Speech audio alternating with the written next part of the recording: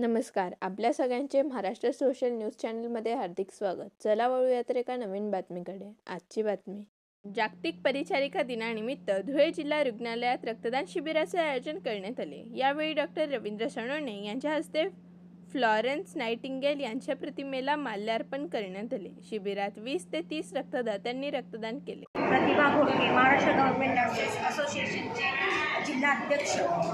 आज आम्ही 12 मे जागतिक परिचारिका दिनानिमित्तचं औचित्य साधून सालाबादाप्रमाणे आमच्या जिल्हा रुग्णालय धुळे येथे रक्तदान शिबिर आयोजित केलेले आहे.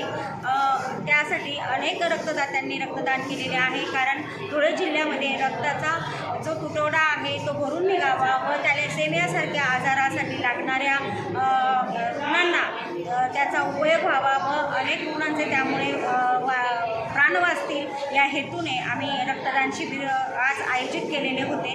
तसेच माझ्या सर्व परिचारिका बंधू भगिनींना परिचारिका दिनाच्या हार्दिक शुभेच्छा. धन्यवाद. बातमी आवडल्यास चॅनलला लाईक व सबस्क्राईब करा व दररोज अशा नवनवीन बातम्या पाहण्यासाठी चॅनलला फॉलो करा. धन्यवाद.